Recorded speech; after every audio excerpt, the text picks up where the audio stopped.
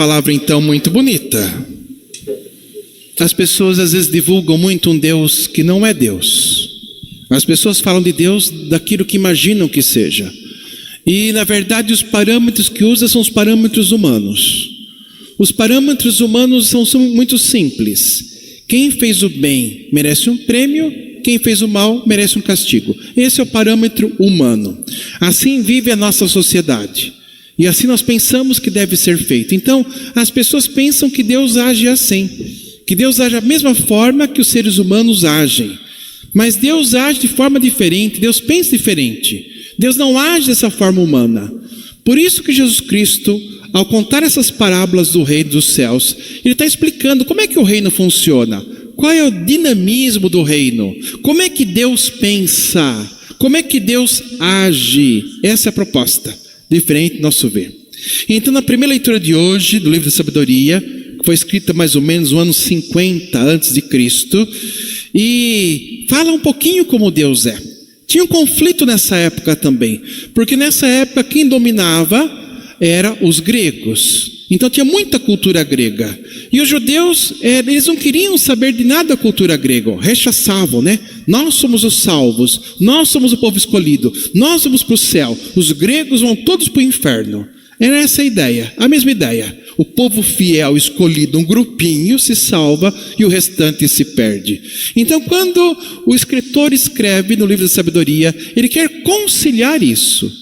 O autor quer mostrar que Deus é Deus de todos, que Deus ama todos, que todos são seus filhos. Deus não pode amar um grupinho e deixar outro grupinho. E Deus está em todos os lugares, tá bom? E é assim que é escrito o texto de hoje, para dizer como é que Deus se manifesta, como é que Deus age, quem é Deus. Então vou relendo novamente o texto bíblico e fazendo os devidos comentários. Versículo 13. Não há além de ti outro Deus que cuide de todas as nações e de todas as coisas. Então a primeira coisa que aparece aqui, Deus cuida de tudo. Deus cuida de todos, óbvio, todos são seus filhos. Deus é filho dos brasileiros, Deus é pai dos brasileiros, Deus é pai dos americanos, Deus é pai dos italianos, Deus é pai de todos. Todos nós que vivemos nesse planeta somos filhos de Deus e somos irmãos. Não temos que brigar um contra os outros. Então ele disse aqui que Deus cuida de todas as coisas. Então a primeira ideia que aparece é essa, né? Deus é pai de todos. Deus cuida de todos. Versículo 16. A tua força é princípio da tua justiça, e o teu domínio sobre todos te faz para com todos indulgente. Como é que Deus age para com todos os povos? Não apenas com o povo de Israel, hoje em dia diríamos, não apenas com aqueles que vêm na missa, vêm na igreja, mas como é que Deus age com todos? A palavra usada foi indulgente. Deus é indulgente. Então eu fui pesquisar lá no dicionário. O que é indulgência? Tolerante, tolera, perdoa, não leva em conta o mal. Olha que bonito, isso é bem bíblico, né? Então Deus não leva em conta o mal. Deus observa o mal no mundo, mas não recrimina. Deus observa o mal no mundo, fala, lógico, desperta, mas Deus não vai punir porque fez o mal. Se Deus fosse nos punir cada vez que fazemos o mal, temos todos perdido. Ninguém se salvaria. Porque todos nós temos o bem e o mal no coração. E o mal aparece o tempo todo, né? A gente fica com preguiça, a gente não quer fazer as coisas, a gente não ajuda, a gente não perdoa, a gente não ama, a gente não partilha, a gente tem hora que acorda mal-humorado, não quer ver ninguém na frente, quer que não sei quem morra, a gente é apegado às coisas, então, vivemos fazendo o mal o tempo todo. Deus sabe disso, mas Deus nos ama e vai além disso. Por isso que diz que Deus não leva em conta o mal que fazemos. É como a mãe, né? Como deu sempre esse exemplo mais fácil. Os filhos aprontam bastante, mas a mãe continua amando. A mãe não deixa de amar o filho porque ele apronta. Ela não concorda com o que o filho faz. Ela corrige o filho, ela fala com o filho. Ela faz de tudo para que o filho mude. Mas a mãe não deixa de amar, mesmo que o filho apronte. Tá bom? Então esse daí é a mesma coisa. A mãe não leva em conta o mal, continua amando. Assim Deus age com todos nós. Versículo 17. Mostras a tua força a quem não crê na perfeição do teu poder. E nos que te conhece, castiga o seu atrevimento. Então assim, para os povos, para as pessoas que não conhecem a Deus, Deus respeita. Deus não mexe. Não vai castigar, mandar não sei o que lá, destruir. Não, Deus deixa lá. Mas para aqueles que frequentam a igreja, para aqueles que conhecem a palavra de Deus, Ele castiga. Qual é o objetivo do castigo? Correção. Quando você castiga um filho, qual é o objetivo seu? Corrigir, para que o filho aprenda a fazer a coisa certa. Então isso, tá bom? Então com todos os povos que não sabem as coisas de Deus, Ele deixa quieto, não leva em conta o mal. E para os seus filhos, por amor, para que seus filhos cresçam, para que seus filhos evoluam, para que seus filhos aprendam, para que seus filhos fiquem no bom caminho, Deus castiga, com o intuito de que a pessoa siga sempre o bem. Versículo 18. No entanto, dominando tua própria força, Deus podia destruir tudo, né? Fazer assim, pum, acabou o universo. Deus pode fazer isso. Da mesma forma que surgiu, pode desaparecer. Se o ser humano faz o mal, Deus pode destruir tudo. Deus tem o poder de destruir tudo. Como Deus tem o poder de criar tudo, Deus tem o poder de destruir tudo. Deus tem o poder de destruir os maus, mas Deus não quer, porque são seus filhos. Pode usar o seu poder, mas não usa. No entanto, dominando, segurando, né, a tua própria força, que podia destruir todos, julgas com clemência. Deus nos julga com clemência e nos governa com consideração. Vamos lá no dicionário, põe lá no Google. Clemência. Clemência, tendência natural a perdoar os erros. Então quem é clemente é aquele que naturalmente, porque da sua própria natureza é de fazer isso, naturalmente não leva em conta os erros dos outros, perdoa tudo. Olha que bonito.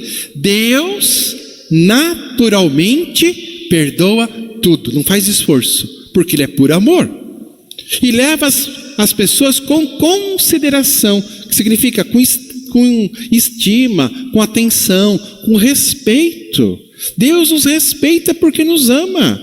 Mesmo que erramos, fazemos coisas que não se deve, mas Deus olha com amor, porque nos ama como filhos e respeita a nossa condição humana, respeita a nossa condição de pecador e nos acolhe. Versículo 19. Assim procedendo, olha que bonito isso aqui, termina uma coisa fantástica. Assim procedendo, ensinaste ao teu povo que o justo deve ser humano, e a teus filhos deste confortadora esperança de que concedes o perdão aos pecadores. Então Deus agindo assim, humanamente, Ele mesmo se coloca como sendo humano, que significa aqui a ideia de perfeição, né? Verdadeiramente humano, perfeito. Essa que é a ideia aqui. Então o justo deve ser humano. A gente fala direitos humanos, né? Respeitar o outro. Respeitar o outro. E o que é humano aqui? O que o autor, quando escreveu a palavra, quis dizer? Está na última frase. Concedes o perdão aos pecadores. Ser humano significa perdoar a todos. Olha que coisa bonita. O que me faz humano? O que me faz humano? O que me faz plenamente humano, como Deus me criou? O poder de que eu perdoe a tudo e a todos. Olha que bonito. Que fantástica essa leitura aqui, né? Esse livro da sabedoria. Como Deus age com amor, como Deus pensa diferente, como Deus me ensina a perdoar tudo como Ele perdoa. E depois vem então o evangelho de hoje, que é a parábola que Jesus Cristo está contando exatamente nesse tema. Mostrar que Deus é diferente daquele Deus que os fariseus pregavam. É diferente daquele Deus que os doutores da lei pregavam. E é diferente do Deus que muitos pregam hoje, viu? A maioria prega um Deus terrível. Um Deus que condena, Deus que castiga, Deus que pune, Deus que manda para o inferno, Deus que... Muita gente fala de Deus daquilo que Deus não é. Por isso que as parábolas têm esse objetivo. Explicar como é que Deus age. Por isso que não fala Deus, fala reino, né? Como é que o reino funciona? Como é que é o dinamismo do reino? Como é que o reino acontece? Como é o processo?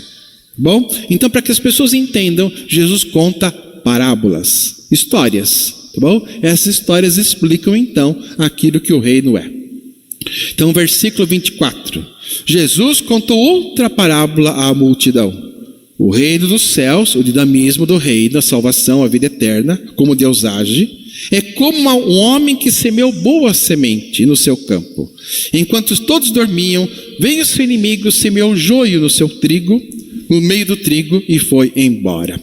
Então, fica sempre aquela pergunta: se Deus é bom, se Deus é amor, por que o mal no mundo? Por que o mal no mundo? Por que tem mal? Então aqui responde. A primeira resposta é: Deus plantou boa semente. Então a primeira resposta é essa: o mal não veio de Deus. Mas se o mal não veio de Deus, o mal veio de quem? Segunda resposta que aparece aqui: o inimigo fez isso. Vamos ver quem é o inimigo de Deus. O inimigo fez isso, né? O inimigo semeou o joio. Um inimigo fez isso. E você pode perguntar também assim, outra pergunta que surge: tá bom, se for o inimigo que semeou, já digo quem é o inimigo. O inimigo somos nós. Nós, através do pecado original. Do pecado original surge o universo, porque Deus nos criou para vivermos nele, no seu seio, na sua vida. Nos criou para vivermos no paraíso junto a Deus, a Santíssima Trindade. Mas o ser humano quis ser Deus sem Deus, antepondo-se a Deus e não segundo a vontade de Deus. Assim fala o catecismo. Seguindo os seus instintos, sua forma de ser, acreditando que pode discernir entre o bem e o mal. Lembra a passagem lá do pecado original? No dia que vocês comerdes dessa árvore, vocês serão iguaizinhos a Deus. Vocês serão discernidores do bem e do mal.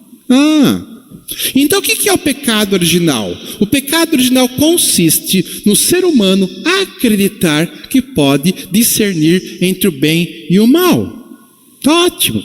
Quarta-feira, Corinthians e Palmeiras. Então, qual que é o bom, qual que é o mal? Pronto, já cria uma guerra. Os palmeirenses dizem que são muito bonzinhos, é o time perfeito. E os corintianos são demoníacos, merecem todos morrer. Tanto é que ele vai lá no estádio, pega um cacetete, vai lá no metrô, né, de vez em quando acontece, e dá umas pauladas no outro. Não faz isso? E briga. Então, o outro é inimigo.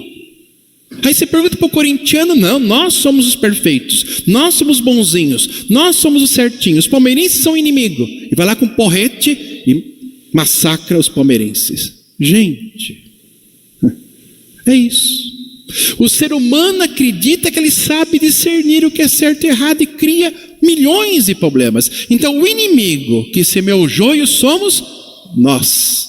É cada ser humano que, querendo ser Deus, e por isso diz que sabe julgar. Lógico que eu julgo que é bom. O que é bom para mim? Muito dinheiro, uma casa boa, uma vida boa. Ninguém me enche o saco e faço isso e faço aquilo e para papai. Então, para que eu tenha isso, eu exploro os outros. Para que tenha isso, eu afasto os outros. Para que eu tenha isso, você leu que guerra eu creio?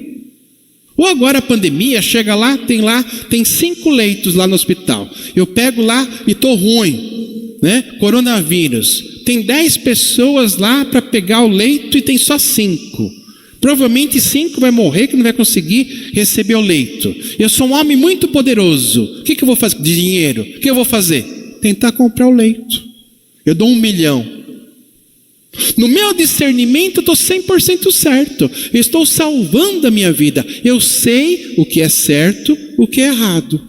E o que é certo para mim, que eu me salve. Por isso eu uso dinheiro para comprar o leito. Pronto, acabei de matar o outro. Esse é o grande problema da humanidade. Esse é o pecado original. Esse é o veneninho. A cobra assim, picou e colocou em nosso ser. Que nós somos capazes de discernir alguma coisa. E aí criamos milhões de problemas. É só reunir lá. Vai reunir a turma do Natal. Os cunhados, as cunhadas se reúnem lá. Tem briga, tem guerra. Para decidir o que vai fazer no almoço de Natal. Porque um acha isso, outro acha aquilo. Eu estou certo, eu estou errado, não sei o que lá, entenderam. Nas pequenas coisas cria-se brigas horrorosas. Tudo porque o ser humano acredita que pode ser Deus. Que pode discernir, que sabe o que está certo. Eu sei o que estou certo. E as religiões, a igreja católica está certo, o resto tudo condenado. A igreja evangélica está certo, o resto condenado. O hinduísmo está certo, o resto condenado. Os judeus estão certos, entendeu? As religiões. Tanto é que você sabe muito bem que um dos maiores motivos de brigas no mundo é por motivo religioso. É uma das coisas que mais cria briga no mundo, são motivos religiosos. Olha Jerusalém. Jerusalém significa cidade da paz. Olha que contradição. Cidade da paz. É a cidade que mais tem guerra no mundo, em todos os tempos. Entendeu? Aqui que contradição. Então Jerusalém significa cidade da paz. É o lugar no planeta que mais teve guerra até hoje. Inclusive até agora. Jerusalém é dividida pelo menos por 4 grandes grupos lá. Quem for lá pode ver isso. Israel tem um dos maiores arsenais militares do mundo. Entendeu? A cidade da paz é que mais promove guerra. Muçulmano e judeu chegam junto, um mata o outro, põe bomba no corpo e entra lá na sinagoga e mata, explode. E o israelita vai lá com a metralhadora. Tanto é que quem vai a Israel vê isso. Eu fui várias vezes, né? Quem for comigo ano que vem fazer uma viagem, hein? Guarda um dinheirinho aí. Novembro, ano que vem. E chega no ônibus. Aconteceu comigo várias vezes. Nós estamos andando com o ônibus, para o ônibus, entra um militar, um jovem com a metralhadora. Isso é constante, para ver se está as pessoas certinhas ali. Então, entenderam? Então, de onde vem o mal? Do coração do homem, do interior de cada um de nós. Eu acreditar que eu estou certo, o outro está errado, e crio coisas horrorosas. Seja um time, seja uma religião, seja por dinheiro, seja por política, seja por gosto, seja por que for. Por isso que criamos um problema imenso. Vou continuando a palavra aqui. Quando o trigo cresceu e as espigas começaram a se formar, apareceu também o joio. Os empregados foram procurar o dono e lhe disseram: Senhor, não semeaste boa semente no teu campo? De onde então veio o joio? Acabei de responder de onde veio. De onde veio o joio? O dono respondeu: foi algum inimigo que fez isso. Os empregados lhe perguntaram: queres que nós vamos arrancar o joio? Nós vamos fazer justiça com a própria mão. Quer que nós damos um jeito, Deus? Nós damos um jeito. Nós matamos todos os evangélicos, só fica católico no mundo, acabou o problema. Já pensou? Matamos os judeus, muçulmanos, tudo. Só sobra católico no planeta. Já pensou que maravilha?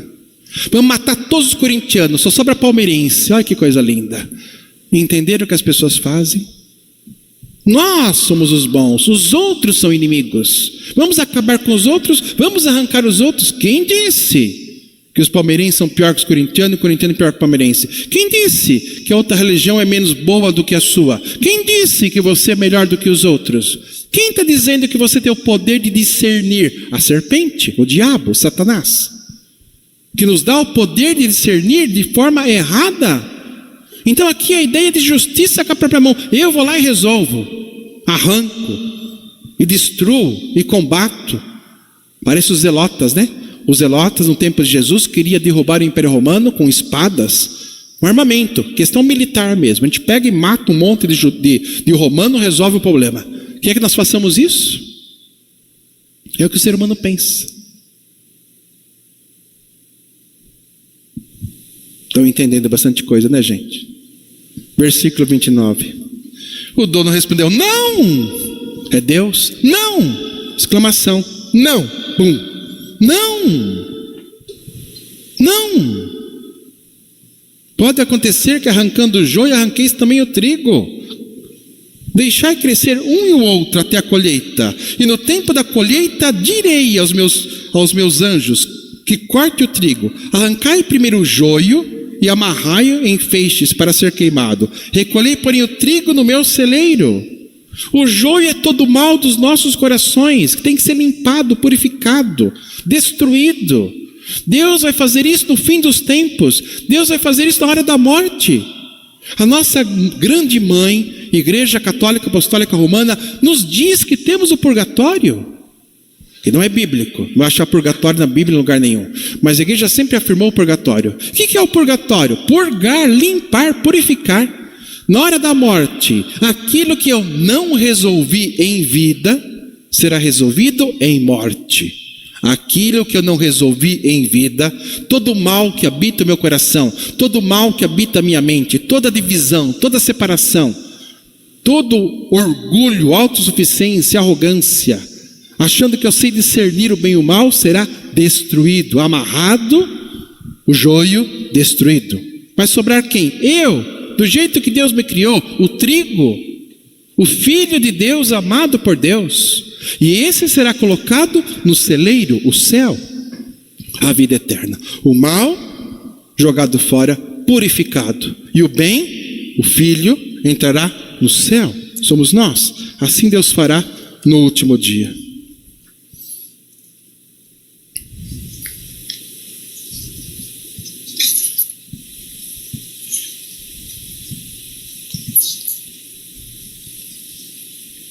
Versículo 31. Jesus contou-lhes outra parábola. Presta atenção, hein?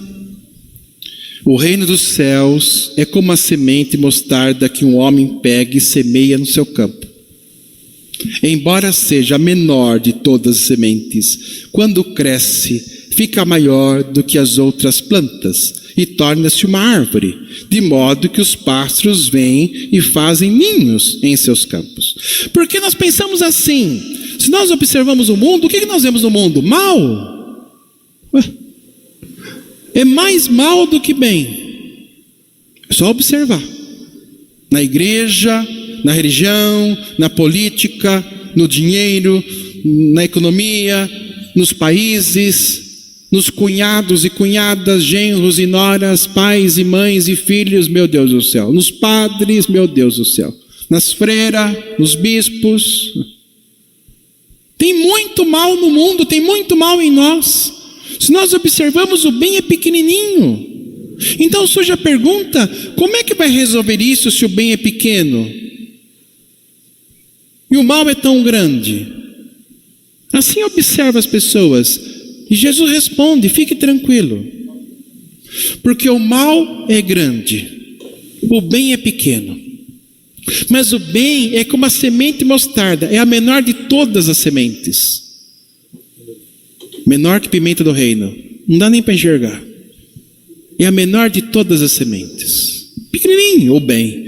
Mais uma vez plantado, produz uma árvore, onde os pássaros podem fazer ninhos nas suas sombras. A igreja sempre interpretou a árvore como o paraíso, e as aves como as nações. Simboliza que o bem é pequenininho, mas vai crescer. E vai chegar uma hora que vai ter espaço para todos. A árvore pode acolher todas as nações, os pássaros. Então fica tranquilo, calma. Hoje é pequeno, amanhã será grande. Confia. Jesus Cristo está nos convidando a confiar. Confia no amor. O amor é pequeno, mas o amor tem um poder imenso. O amor pode mudar qualquer coisa. O amor pode ser pouco hoje no mundo, mas o amor vai crescer, vai transformar, vai mudar. E vai acolher a todos. Bonito, né? Porque os passos são todas as nações. E não apenas falou dos passos, mas falou que os passos farão ninhos, morada. Os pássaros farão morada. As nações farão morada em Deus, farão morada no amor. Aí surge aquela pergunta, mas será que dá certo? Será que isso vai funcionar? Será que isso vai ser como o processo? Vai atingir todo mundo? Vai ficar alguém de fora? Essa é a pergunta. Porque ali disse que a semente pequenininha produz para todos. Ótimo. Tem lugar para todos. A árvore tem lugar para todos. Mas não disse todos estarão lá. Por isso a terceira parábola. As três têm que ser lidas juntas, porque uma completa a outra. A terceira parábola vem responder essa pergunta. Afinal de contas, a salvação é para quem? Esse reino vai se manifestar como? Vai atingir a quem? Versículo 33. Jesus contou-lhes ainda uma outra parábola. O reino dos céus é como o fermento que uma mulher pega e mistura com 3 porções de farinha até que tudo fique fermentado. Até que tudo fique fermentado. Eu pego 1 litro de leite, coloco uma colher de coalho, o coalho vai coalhar todo o leite. Demora 1 hora, 2, mas coalha tudo. Se eu pegar 1000 litros de leite e colocar uma colher de coalho, vai demorar uns 2, 3 dias, mas vai coalhar todos os 1000 litros. Se eu pegar 1 milhão de litros de leite e colocar a mesma colher de coalho, vai demorar meses, mas todo o leite será coalhado. Uma vez colocado o fermento na massa, o fermento fermenta toda a massa. Ninguém escapa. Ninguém escapa do amor de Deus. Ninguém escapa do poder de Deus. Ninguém escapa de Deus, do reino. O reino tem o poder de transformar todo mundo. Então a resposta é para todos. Isso vai borbulhando e vai transformando. O fermento levanta toda a massa. Se fosse assim, teria cerveja. Eu morava pertinho, encostado a Esquincariol. Fazia parte da minha paróquia lá em Itu. Esquincariol, do lado assim, Esquincariol. Então, aqueles tubos gigantes lá de água. Coloca a cevada, coloca o fermento. Em poucos dias, milhões de litros de cerveja. Olha que coisa boa. Se não fosse assim, não teria. Já pensou demorasse quanto tempo? Não, em pouco tempo. Eles pegam aqueles tonéis gigantes, imensos, aquelas torres imensas de água, né? Coloca lá o que tem que colocar, coloca o fermento e fermenta tudo. E tudo se torna cerveja. Pega o suco de uva, se torna vinho. Pega o pão, cresce, leveda. Toda a massa é levedada. Ninguém escapa do poder de Deus. Então aparecem 2 coisas aqui. A primeira resposta é que é para todos. Porque o fermento tem o poder de fermentar toda a massa. E a segunda questão que está aqui é a questão da transformação. Antes era leite. Eu coloquei coalhada e virou iogurte. Mudou. Aqui tinha leite. Agora tem iogurte. Aqui eu tinha cevada. Agora tenho cerveja. Não é a mesma coisa? Ou é a mesma coisa? Vou dizer outra coisa que é mais claro. Aqui tem o suco de uva. Aqui tem o vinho. É a mesma coisa? De jeito nenhum. Suco de uva é uma coisa, vinho é outra. Parece muito, olhar igualzinho. Só que muda radicalmente. Aquilo que era apenas um suco de uva transformou-se em algo diferente. Transformou-se em vinho. Já deu para entender? A humanidade que é apenas humana se torna divina. Deus diviniza a cada um de nós. Deus nos transforma de seres humanos em filhos adotivos. Assim nos diz a Igreja Católica Apostólica Romana. Deus se faz homem para fazer do homem Deus, a partir de um processo de transformação. É Deus que transforma. Deus transforma o humano em divino, modifica. Não é a mesma coisa. Ele transforma quem? Tudo, todos. Quando coloca o fermento na massa, transforma toda a massa. E assim Deus transforma cada um de nós. Cada um de nós. Toda a massa é transformada, mudada. Olha aqui, a câmera tem que me acompanhar aqui na cruz. Vamos lá um pouquinho, a câmera. Na cruz.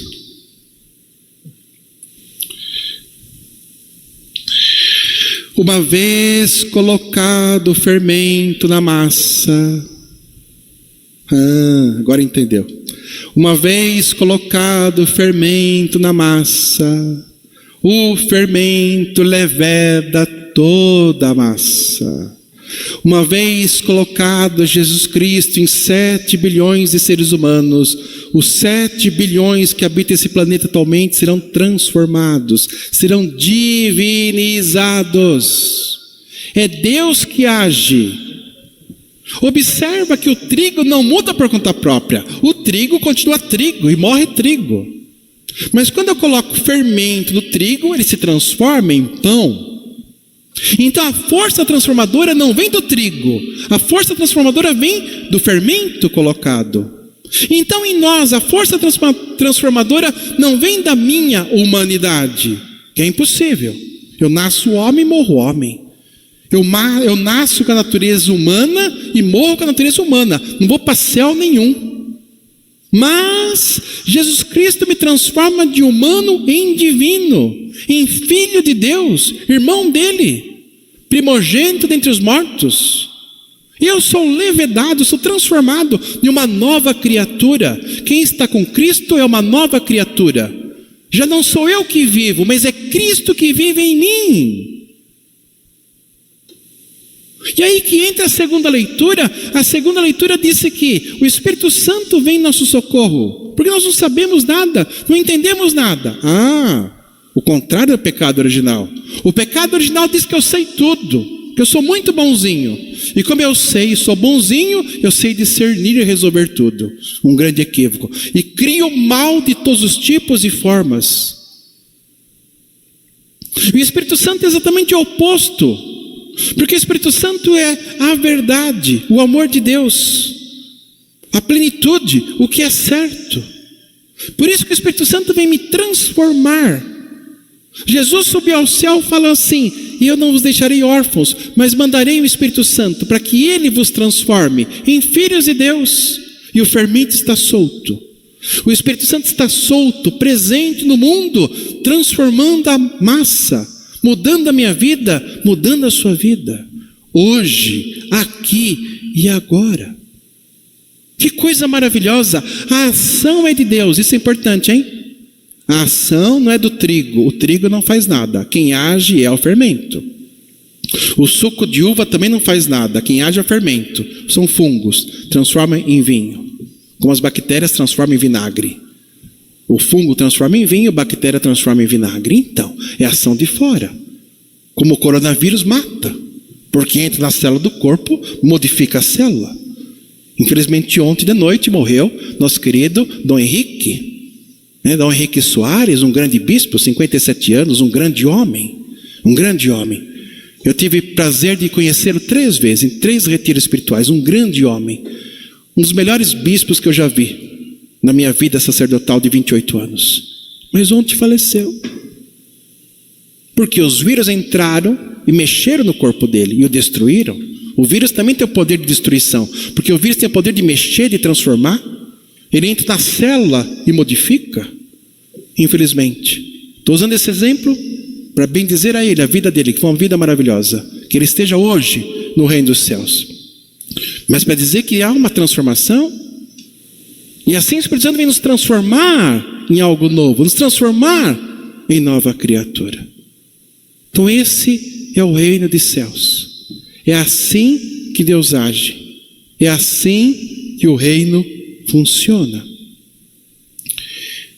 E o Evangelho termina com uma palavra tão bonita, simples, simplesíssima de tudo, mas muito importante. Quem tem ouvidos, ouça. O que quer dizer isso, quem tem ouvidos ouça? Olha, é um convite. O amor não é imposto a ninguém. O amor não sobrepõe, o amor não é imposto, o amor é um convite. Ninguém pode ser obrigado a amar. Nós somos convidados a amar. Mas o amor não se impõe, porque deixaria de ser amor. Disse o Salmo de resposta: Deus é clemente, como falamos lá, perdoa o mal, tendência a perdoar o mal. E Deus é fiel, disse o Salmo de resposta. Por que é fiel? Fiel a si mesmo. Deus é fiel à sua essência. E o que Deus é? Puro amor. Deus não pode mudar isso. Deus não muda a sua essência. Deus é fiel àquilo que Ele é, puro amor. E o puro amor não pode obrigar ninguém a amar, porque se o amor obrigar alguém a amar, deixou de ser amor, fugiu da essência. Por isso é um convite. Quem tem ouvidos, ouça. Quem quiser escutar o que eu estou falando, que escute. Quem quer se deixar amar, eu estou aqui para amar. Quem quer deixar fermentar pelo amor, eu estou aqui e fermento você. E não apenas fermento você, não apenas muda a sua vida, como dou o poder de mudar a vida dos outros. Termino com o último exemplo. Se alguém souber disso ainda e fizer, pode trazer para mim que eu gosto. É um pão. Antigamente, não sei se é bem um pão, um bolo, o que era. Chamava de massa podre. Alguns usavam esse nome, alguns usavam outro nome, mas era assim que funcionava. A mulher fazia uma massa em casa. Quando terminava de fazer, pegava uma xícara da massa fermentada e passava para a vizinha. A vizinha pegava a xícara daquela massa fermentada e juntava os outros ingredientes e formava a massa dela. E tirava uma xícara e passava para outra vizinha. Era assim que fazia, né? Então, na verdade é isso. O meu pão fermentado passou um pouco de pão de fermento para o outro. E fermentou o outro, a outra vizinha. Aquela vizinha fermentada pegou um pouquinho e fermentou outra vizinha. E o pão ia se espalhando. É muito bonito. Fazia uma rede de pão fermentado. Fantástico. Estou com vontade, hein? Se alguém quiser dar para mim, estou falando sério. Pode fazer, trazer. Manda um zap e eu aceito, né? Então é gostoso. Mas era esse sinal, porque eu recebo o fermento que não veio de mim, coloco o fermento, os meus ingredientes, ele multiplica, ele fermenta tudo. O meu pão fica 100% fermentado e eu ainda posso ajudar a fermentar dos outros. Passa uma xícara. É assim que funcionava. Olha que coisa linda. Então hoje Deus te convida a isso. Quem tem ouvidos, ouça. Receba o fermento. Deixe a sua vida mudar, transformar. Se encha de amor, transborde de amor, como o Papa Francisco. Transborde esse amor para o mundo. Deixe a sua xícara se encher de amor. Deixe o seu pão ser todo transformado. Que a sua vida seja cheia do amor de Deus e transborde para os outros. Quem tem ouvidos, ouça. Um minuto em silêncio, como nos pede a Santa Mãe Igreja, para que essa palavra possa calar nos nossos corações.